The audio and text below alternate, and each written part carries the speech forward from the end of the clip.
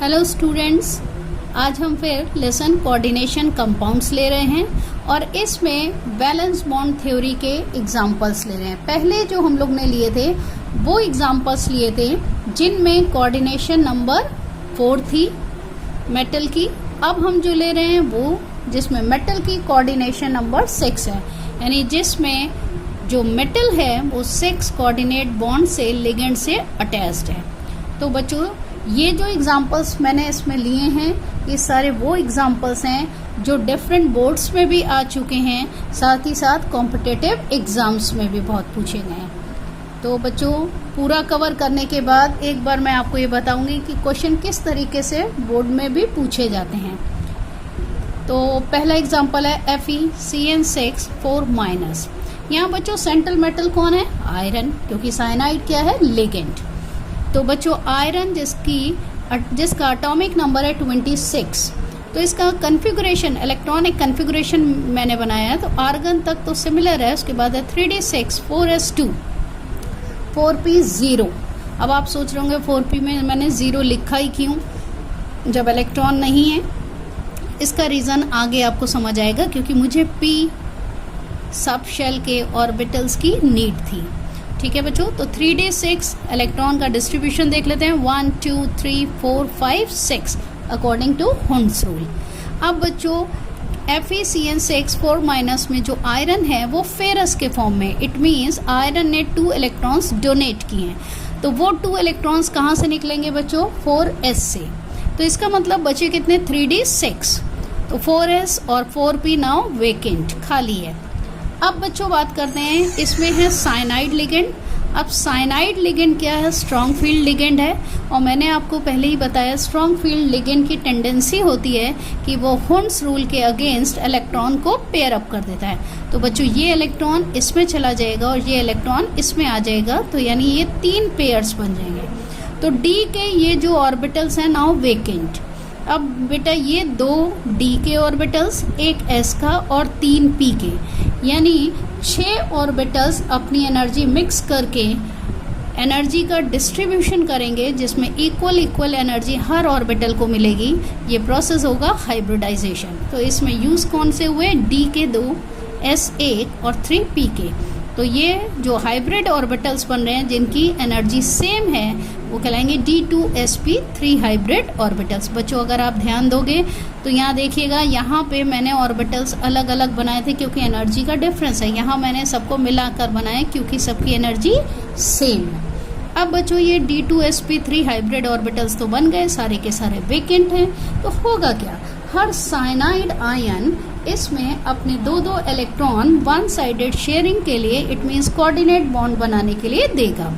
तो बच्चों अब देखते हैं हाइब्रिडाइजेशन कौन सा। तो बच्चों D2sp3 geometry octahedral. Remember one thing कि कोऑर्डिनेशन नंबर 6 में केवल एक ही ज्योमेट्री होती है, ऑक्टाहेड्रल, जबकि कोऑर्डिनेशन नंबर 4 में हम लोग ने देखा था टेट्राहेड्रल भी हो सकती है और स्क्वायर प्लेनर भी।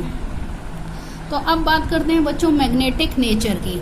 तो ये है डायामैग्नेटिक। डायामैग्नेटिक क्यों है कि इसके अगर आप देखें तो ऑल इलेक्ट्रॉन्स आर पेयर्ड। अब जब पेयर्ड हैं तो ये डायामैग्नेटिक होगा, इट मीन्स मैग्नेटिक फील्ड में ये अट्रैक्ट नहीं होगा बल्कि रिपल होगा। साथ ही साथ ध्यान रखिएगा बच्चों, अगर D2sp3 होते हैं यानी इनर वाला D यूज होता है तो ये होते हैं लो स्पिन कॉम्प्लेक्स, या कह सकते हैं inner orbital complex. Inner word आपको क्लियर ही है क्योंकि sp3 ये कहाँ के हैं? आउटर मोस्ट शेल के, जबकि ये कहाँ है? सेकेंड लास्ट शेल का। तो ये कहलाएगा लो स्पिन कॉम्प्लेक्स और इनर ऑर्बिटल कॉम्प्लेक्स।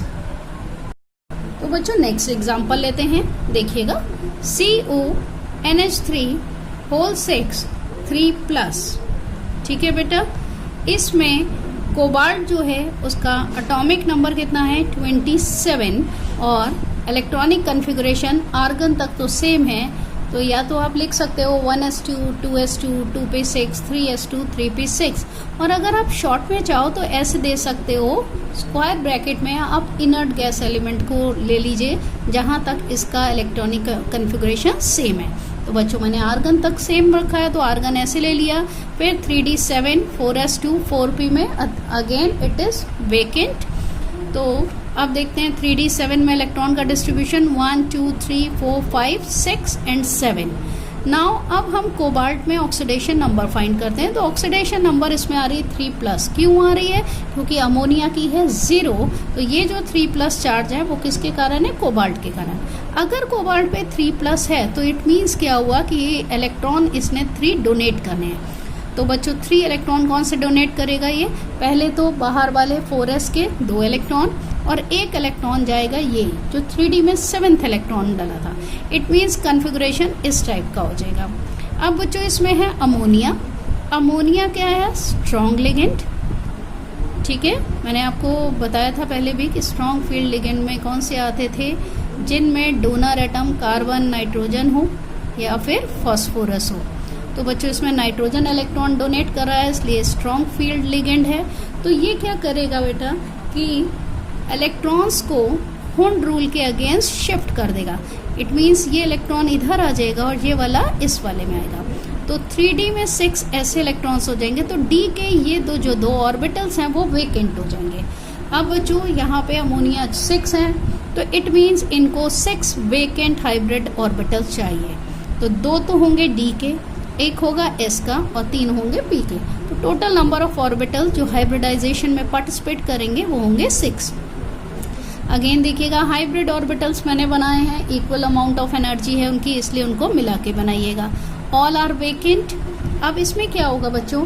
अमोनिया का जो मॉलिक्यूल है वो 2 इलेक्ट्रॉन सभी ऑर्बिटल्स में देगा वन साइडेड शेयरिंग के लिए। ठीक है बेटा, तो हाइब्रिडाइजेशन कौन सा हुआ? d2sp3।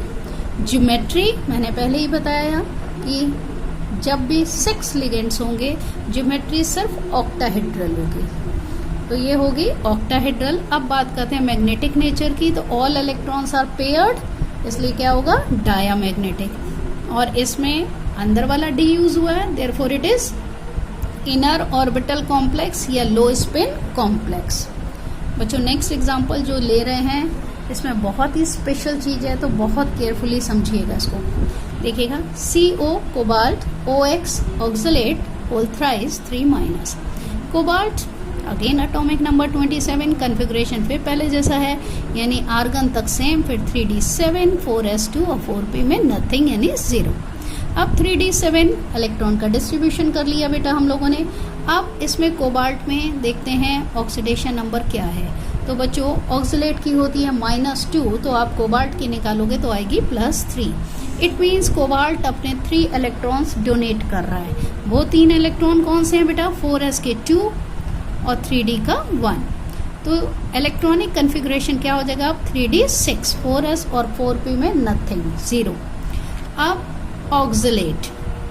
अब आपको लगेगा ऑक्सलेट, मैंने पिछले वीडियो में बताया था कि अगर डोनर एटम ऑक्सीजन होता है तो वो वीक लिगेंड होता है। तो बेटा यहाँ पे मेरी बात बहुत ध्यान से सुनिएगा, ये बहुत स्पेशल केस है, इसीलिए मैंने इसको लिया है कि ऑक्सलेट जो है वीक लिगेंड होता है, लेकिन कुछ केसेस में ये जो है वो स्ट्रॉन्ग लिगेंड की तरह भी बिहेव करता है। तो ये स्पेशल और रेयर केस है, इसमें ऑक्सलेट बिहेव कर रहा है just like the strong ligand.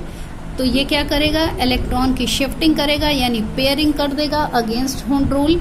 तो ये तीनों ऑर्बिटल में 2 इलेक्ट्रॉन, अगेन ये 2 वेकेंट हैं और ये तो पहले ही वेकेंट थे। तो d के 2, 1 s का और 3 p के, अगेन 6 ऑर्बिटल मिक्सिंग करेंगे एनर्जी की और 6 न्यू हाइब्रिड ऑर्बिटल क्रिएट हो जाएंगे बेटा। अब इनकी एनर्जी सेम है। अब आप देखिए आपके पास ऑक्सलेट थे 3।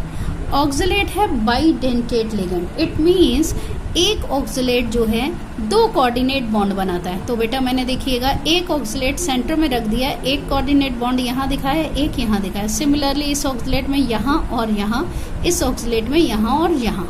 तो हाइब्रिडाइजेशन क्या है? Again d2sp3, geometry octahedral, all electrons are paired, so diamagnetic, in Hindi it is called प्रतिचुंबकीय। अब इसमें भी d2sp3, d कौन सा है? सेकेंड लास्ट शेल का, तो ये इनर ऑर्बिटल कॉम्प्लेक्स या फिर लो स्पिन कॉम्प्लेक्स। हाँ तो बच्चों आगे देखते हैं एक और एग्जांपल। नेक्स्ट है COF6 3-। अब मैंने एक एनायन लिया है कोबाल्ट का ही, देखिएगा अगेन कोबाल्ट है, एटॉमिक नंबर 27, कॉन्फ़िगरेशन वही है बच्चों, आर्गन तक सेम, देन 3d7 4s2। अब कोबाल्ट 3+ में, कोबाल्ट F6 3- में जो हम ऑक्सीडेशन नंबर कोबाल्ट की देखते हैं तो आती है 3+, तो इट मीन्स ये 3 इलेक्ट्रॉन डोनेट कर रहा है बेटा, 3 इलेक्ट्रॉन डोनेट कर रहा है, तो कौन से कर रहा है, अगेन 4s के 2 हैं और 3d का 1, यानी कन्फिगरेशन हो गया 3d6, 4s 4p 4d all are vacant. अब बच्चों डिफरेंस क्या है, फ्लोराइड, हेलोजेंस जो होते हैं वो वीक लिगेंड्स होते हैं, जब वीक लिगेंड होते हैं तो इनके पास टेंडेंसी नहीं होती कि ये हुंड्स रूल के अगेंस्ट जाके इलेक्ट्रॉनों की पेयरिंग कर सकें, तो ये सभी 4 सिंगल इलेक्ट्रॉन ही रहेंगे बच्चों। तो अब क्या होगा, 1s 3p और 2d, ये 6 ऑर्बिटल अपना हाइब्रिडाइजेशन करेंगे, इट मीन्स एनर्जी की mixing, then distribution of the energy, और ये इक्वल एनर्जी के 6 न्यू ऑर्बिटल क्रिएट हुए। ये सब हाइब्रिड ऑर्बिटल हैं, ये क्योंकि क्रिएट किए गए हैं। 6 ही क्यों किए, क्योंकि लिगेंड 6 थे, हमें 6 ही वेकेंट ऑर्बिटल्स चाहिए थे। हर वेकेंट ऑर्बिटल में फ्लोराइड आयन अपने 2 electron one sided sharing, it means coordinate bond बनाने के लिए दे देगा। तो बच्चों हाइब्रिडाइजेशन अगेन sp3d2, पहले क्या था d2sp3, अब क्या है sp3d2, इट मीन्स d कहाँ का यूज हुआ, आउटर वाला, आप स्ट्रक्चर में भी देख सकते हो। तो ज्योमेट्री तो हुई इसकी ऑक्टाहेड्रल, लेकिन 4 अनपेयर्ड इलेक्ट्रॉन्स हैं, इसलिए ये क्या हो गया, पैरामैग्नेटिक। अब ये कैसा है, आउटर ऑर्बिटल कॉम्प्लेक्स, क्यों, क्योंकि d कहाँ है, आउटर शेल का है, और you can say high spin complex. तो बच्चों ये ध्यान रखिएगा कि पैरामैग्नेटिक कैरेक्टर में भी कभी कभी कंपैरिजन आ जाता है, तो याद रखिएगा जितने ज़्यादा अनपेयर्ड इलेक्ट्रॉन प्रेजेंट होंगे पैरामैग्नेटिक कैरेक्टर उतना ही ज़्यादा होगा। तो one more example, FeH2O6 3+ iron है, तो बच्चों एटॉमिक नंबर 26। अब कन्फिग्रेशन पे आते हैं, till argon same, then 3d6 4s2 4p 4d having no electrons, तो 3d6 इलेक्ट्रॉन का डिस्ट्रीब्यूशन क्लियर कर दें, 1 2 3 4 5 देन 6। नाउ Fe की ऑक्सीडेशन नंबर इसमें क्या है, 3+, क्योंकि वाटर की क्या है 0, तो ये 3+ चार्ज जो है वो ऑक्सीडेशन नंबर है आयरन की। 3+ means 3 electrons must be donated by the iron. अब उसको इलेक्ट्रॉन देने ही देने हैं, तो बच्चों कौन से दिए जाएं, 2 तो ये दे दीजिए 4s के, क्यों दें, क्योंकि आउटर मोस्ट के, आउटर मोस्ट के ही क्यों, क्योंकि न्यूक्लियस से डिस्टेंस जितनी ज़्यादा होगी अट्रैक्शन इलेक्ट्रॉन का उतना ही कम होगा, तो ये इलेक्ट्रॉन ईजिली लूज किए जा सकते हैं। अब नेक्स्ट जो इलेक्ट्रॉन जाएगा वो यहाँ से जाएगा, क्यों जाएगा, क्योंकि ऑलरेडी एक ही ऑर्बिटल में 2 इलेक्ट्रॉन है, तो ऑलरेडी रिपल्शन हो रहा है क्योंकि नेगेटिव चार्ज है। तो बच्चों अब इसमें d के 5 अनपेयर्ड इलेक्ट्रॉन है। अब बच्चों वाटर है 6, तो यानी 6 तो चाहिए ही चाहिए हाइब्रिड ऑर्बिटल हमें, तो 1s का 3p के और 2d के 6 ऑर्बिटल्स की मिक्सिंग हुई, हाइब्रिडाइजेशन हुआ, 6 न्यू हाइब्रिड ऑर्बिटल्स क्रिएट हुए। नेम क्या होगा, according to the base of the hybridization, sp3d2 hybrid orbitals, और सभी ऑर्बिटल्स में हर वाटर 2 इलेक्ट्रॉन्स वन साइडेड शेयरिंग के लिए दे देगा। ठीक है बच्चों, तो हाइब्रिडाइजेशन क्या हुआ, sp3d2, ज्योमेट्री ऑक्टाहेड्रल, अब having 5 unpaired electrons in this, so paramagnetic, और आउटर ऑर्बिटल कॉम्प्लेक्स कॉल करेंगे क्योंकि d कहाँ है, आउटर शेल का, और इसको क्या कह सकते हैं, हाई स्पिन कॉम्प्लेक्स। अब बच्चों इसमें से क्वेश्चनिंग कैसे हो सकती है, एक तो सिंपल सा यही हो सकता है कि कोई कंपाउंड या आयन दे दिया जाए और आपको उसकी ज्योमेट्री फाइंड करनी है, हाइब्रिडाइजेशन फाइंड करना है, और क्या फाइंड करने को आ सकता है कि find out the magnetic nature of the ion. तो बच्चों एक कभी कभी रीजनिंग बेस्ड क्वेश्चन भी आ जाते हैं कि जैसे एक पूछ लिया जाता है, इट हैज़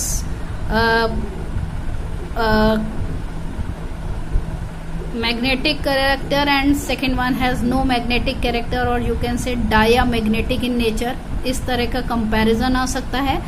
या आपका आ सकता है, देखिएगा कि जैसे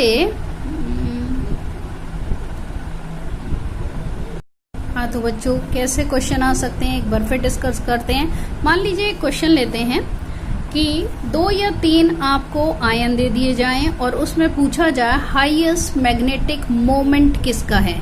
तो बच्चों याद रखिएगा, हाईएस्ट मैग्नेटिक मोमेंट किसका ज्यादा होता है, जिसके पास अनपेयर्ड इलेक्ट्रॉन ज्यादा होते हैं। तो बेटा अगर आप ऐसे स्ट्रक्चर बनाएंगे तभी आप पता लगा पाएंगे कि किसके पास अनपेयर्ड इलेक्ट्रॉन ज्यादा हैं। जिसके अनपेयर्ड इलेक्ट्रॉन ज्यादा होंगे, जाहिर बात है मैग्नेटिक मोमेंट भी उतना ही ज्यादा हो जाएगा। एक क्वेश्चन और ले रही हूं, ध्यान से सुनिएगा बच्चों। CrNH3 होल 6 3+ पैरामैग्नेटिक है, जबकि NiCN4 2- जो क्या है डायामैग्नेटिक। ऑलरेडी हम लोग ने ये एग्जांपल डिस्कस किए हुए हैं, तो एक्सप्लेन व्हाई। तो आपको पूरा स्ट्रक्चर बना के दिखाना है और presence of unpaired electron show करेगा पैरामैग्नेटिक कैरेक्टर, और अगर सारे इलेक्ट्रॉन्स पेयर्ड हैं तो ये हो जाएगा डायामैग्नेटिक।